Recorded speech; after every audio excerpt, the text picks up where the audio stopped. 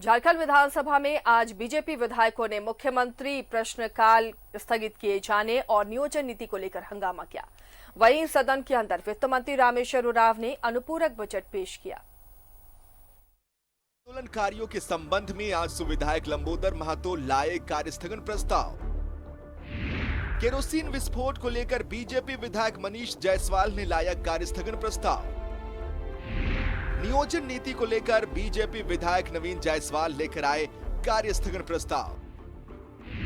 साहिबगंज में बांग्लादेशी घुसपैठ पर बीजेपी विधायक आनंद ओझा लेकर आए कार्यस्थगन प्रस्ताव।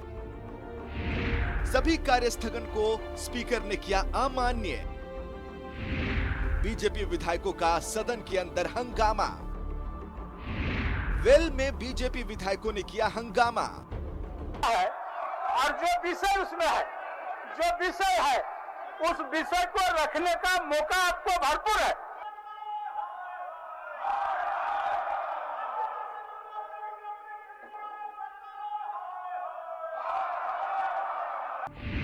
संसदीय कार्य मंत्री आलमगीर आलम ने दिया विपक्ष को चर्चा का आमंत्रण। मुख्यमंत्री प्रश्नकाल स्थगित किए जाने पर बीजेपी का सवाल। पूछे तो हम उनको बता सके ताकि जनता उन मुद्दों के बारे में जान सके।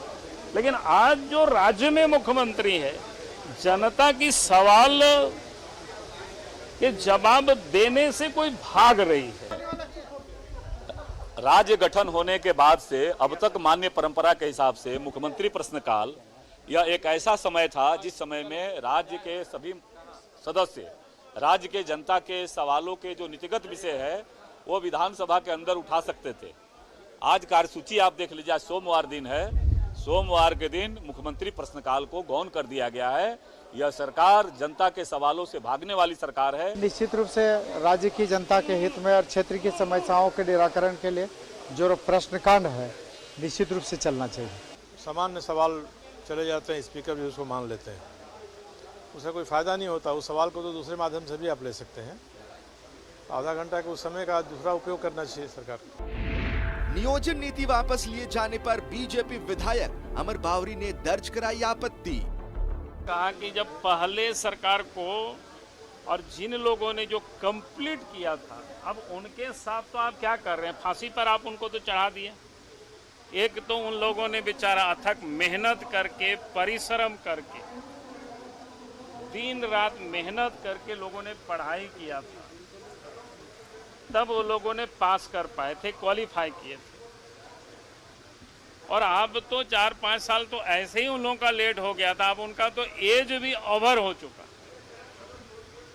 उन लोगों की कौन सी गुनाह थी? तुषारापात हुआ, जो सिर्फ एक नियुक्ति पत्र का इंतजार कर रहे थे, उनके जीवन में अंधकार डालने का जो काम किया गया है।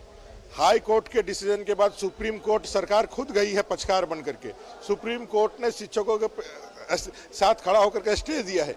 कोई डायरेक्शन नहीं आया, कोई डिसीजन नहीं आया, कोई ठोस कारण नहीं रहने के बाद भी यहाँ के 3rd और 4th ग्रेड की नौकरी में 100% झारखंडियों को रोजगार देने की नीति को वापस लेकर के जो इन युवाओं के लिए जो उन्होंने अंधकारमय भविष्य का रास्ता खोला है, इसके विरोध में हम लोग जो आंदोलन छेड़े हैं इसको लगातार बनाएंगे और सरकार को बाध्य करेंगे कि अपने इस गलत नीति को वापस ले। सरकार को नई नियोजन नीति बनानी चाहिए, लेकिन नई नियोजन नीति बना के बगैर आप चीजें को यथास्थिति में छोड़ दे रही हैं, तो ये चीजें और बद से बदतर होगी। अभी तो बात कहा गया है कि नए नीति लाएंगे, लेकिन अभी जब तक नहीं हुआ तब तक उसी नीति पर अभी काम चल रहा है। यही के माध्यम से अब आप देखेंगे ध्यान आकर्षण के माध्यम से लोगों ने लाया है और इसका निराकरण बजते चलते सत्र में होगा। आप कह रहे हैं चलते सत्र में सरकार ने हाँ, ऐसा लोगों ने घोषणा भी की कि एक समिति का गठन कर दिया, उस समिति काम करेगी। कांग्रेस विधायक दीपिका पांडे सिंह लाई ध्यानाकर्षण। ओबीसी आरक्षण 27% करने की मांग। प्रदीप यादव ने किया बहाली पूर्व आरक्षण करने की मांग।